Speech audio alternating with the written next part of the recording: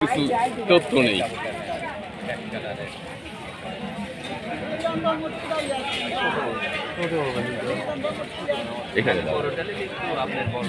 দেশ এবং দেশের বাইরে থেকে আমাদের ভিডিওটি যারা দেখছেন সকলকে জানাচ্ছি আমি আন্তরিক অভিনন্দন ও শুভেচ্ছা। বিশেষ করে আমি এখন চলে এসেছি পাবনা জেলায় একদন্ত, বিশেষ করে সাপ্তাহিক যে হাট বসে গ্রাম অঞ্চলের যে লুঙ্গির হাট, চাষকিয়ার খুব পাশেই হাটটি, অত্যন্ত জনপ্রিয় এই হাটটি, কিন্তু এখানে খুচরা মাল বিক্রি হয়।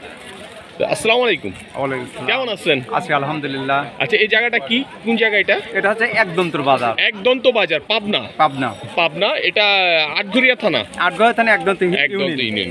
আর এই বাজারগুলো যে এখানে বসে প্রতি সপ্তাহে বসে কত, মানে কয়বার? দুইবার। কি কি বারে?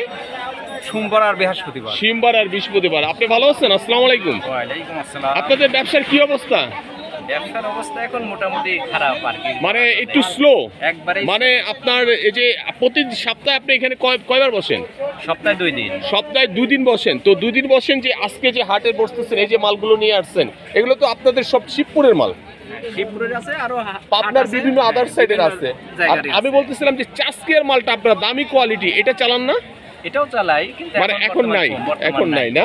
আর রেডি করা মালগুলো কি আপনারা বিক্রি করেন? হ্যাঁ, করি। রেডি করা মালগুলো আছে, তাই না? তো আপনার এখানে সর্বনিচে কি রেটের মাল আছে? সর্বনিচে 200 টাকা দাম। কোনটা 200 টাকা একটু দেখান তো, কষ্ট করে একটু কষ্ট দেই আপনাকে। এটা হলো ঝুরি চেক, তাই না? এটা হলো আপনার এই আউলা, মানে মানে এটা হচ্ছে হলো আপনার গ্রে বলে এটাকে, নাকি? এটা যারা গ্রে নেবে 200 টাকাতে একটা পিস নিতে পারবে।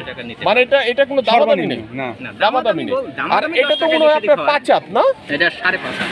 এটা 5.5 হাত আছে। আর নিচের এটা কি এই রেটেই? না, এটার দাম বেশি। এটা আপনার 350 টাকা এক পিস। 350 টাকা না?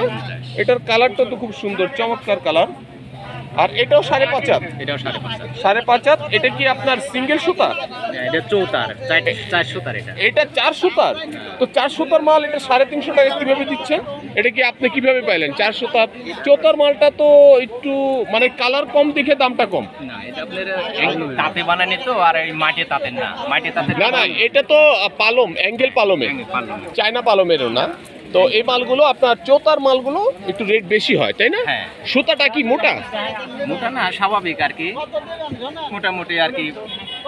আপনার পিছনে যে এই যে চেক মালটা আছে, এই যে আপনার টিকা মালটা, এগুলো কিরকম করে দিচ্ছেন?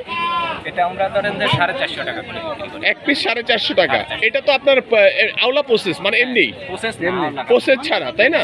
ওই পাশাপাশি এই মালটা কত করে দিচ্ছেন? এই যে এটা হ্যাঁ, এটা 450 টাকা। 450 টাকা না? আর ওই যে কর্নারের মালটা দিচ্ছেন কত? ওইটা আপনার 520 টাকা। ওরে বাবা, ওইটা তো তাহলে কি, এটা কি সানা বেশি? ওটা সানা বেশি, সুতা চিকন সোনা। ওইটা কি আপনার 120-এর সানা? হ্যাঁ, 20-এর সানা। 30-এর সানা। কি বলেন, 30-এর সানা? 30-এর সানা। হ্যাঁ, ওটা ইনায়তপুরের। 40-এর সানা হয়। 40-এর সানা এখন বর্তমানে এগুলো হয় না? এখন তো আপনারা সামনে তো আর পাবেন না। সামনে যদি সুতার দাম বাড়ে, জিনিসের দাম বাড়বে। হ্যাঁ, সুতার দাম বাড়লে যখন আবার আপনি যদি মনে করেন বিদেশ থেকে সুতা না আনতে পারেন, আপনারা যদি তুলা না আনতে পারেন, তো সুতার দাম অটোমেটিক বাড়বে। তো আপনারা যে তাঁতিরা যদি মনে করেন আপনাদেরকে দামে কম, ভালো মানে বেশি দামে, তখন আপনার বিক্রি করতে হবে বেশি দামে। যখন আমরা বেশি কিনবো তখন আমরা একটু বেশি বেচা। সামনের সিজন তো ঢাল সিজন, তাই না? এখন আপাতত ধরেন যে আমাদের এই ব্যবসাটা রোজায় সবে বরাতের থেকে একটু ভালো চলে আর কি। ভালো চলে, কিন্তু সামনে যে বিশেষ করে আপনার শীতে তো আপনারা এটা করেন এখানে বসেন, এইভাবেই বসেন। তার মানে এটা ছাড়া অন্য কোনো ব্যবসা করেন না? ব্যবসাই এইটা, মানে সিজনালি ব্যবসা আপনারা করেন না, আপনারা বাস্তবিক যে ব্যবসাটা করার ওইটাই করেন সারা বছরই। আর আপনার চাষকিয়ার মাল আপনারা ওই যে শুধু গ্রে কত করে বিক্রি করেন? ওগুলো আমরা মানে 2200 সানা, যেটা ওটা 700 টাকা করে পিস।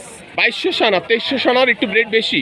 হ্যাঁ, ওগুলো আপনাদের যারা প্রসেস করে বিক্রি করে ওটা হয়তো বেশি বেচে। আমরা ধরেন যে শুধু তাঁতে থেকে নিয়ে আসি, আমরা 700 টাকা করে বিক্রি করেন 700 টাকা। আর মেন হচ্ছে ওই লুঙ্গির কোয়ালিটিটা কালার হবে না সাদা হবে? কোয়ালিটি অনেক রকম, সাদা হয়, কালারটা তো একটু দাম বেশি হয়। কালারিং একটু বেশি ওর সেই ধরেন পিসে 100 টাকা আরো বেশি করে। তাই না? খুব সুন্দর সুন্দর লুঙ্গি। আর সবচেয়ে মূল বিষয়টা হচ্ছে আপনি যখন এখানে লুঙ্গির বাজার আসবেন তো খোলামেলা লুঙ্গিগুলো দেখতে খুব ভালো লাগে। পাশাপাশি আতাইগুলা হাট বসে, শাহাদাতপুর হাট বসে এবং এই শিবপুরে অনেক তাঁতি আছে। ইভেন তাঁতি ছাড়াও কিন্তু আপনার এই চাষকিয়াতে কিন্তু অনেক লুঙ্গির তাঁতি এখন বিলুপ্তর পথে। আচ্ছা, তাঁতি তো সম্প্রদায় মোটামুটি বিলুপ্ত হয়ে যাচ্ছে নাকি কালাম ভাই? হ্যাঁ, বর্তমান তাই। এখন এই পর্যায়ে বিশেষ করে আসলে এই পর্যন্তই কারাও কিন্তু এই শিল্পটার বিষয়ে কিন্তু মাথা ব্যথা নাই।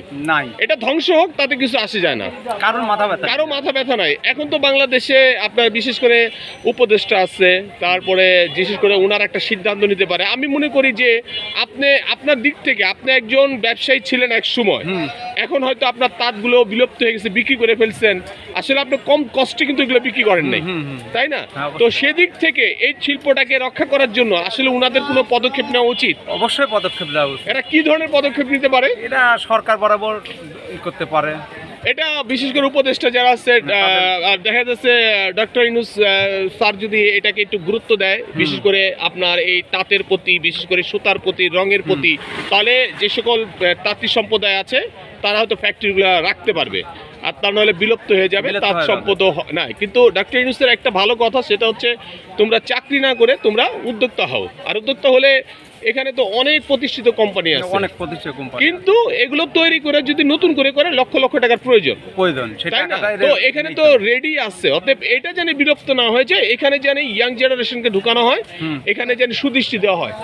তো যাই হোক, আমরা এখন বিদায় নিচ্ছি একদন্তর থেকে। তো একদন্তর থেকে আমরা দেখলাম যে আসলে এখানে একটা চমৎকার হাট বলতে এখানে অনেকগুলো দোকান আছে। হয়তো বৃষ্টির কারণে একটু কম দোকান বসেছে।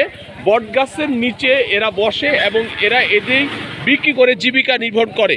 আর মূল বিষয় এরা একটা পেশাই জিতে পারে। তো ভালো থাকবেন, সুস্থ থাকবেন, নিরাপদে থাকবেন। আজ এই পর্যন্তই। আল্লাহ হাফেজ, আসসালামু আলাইকুম।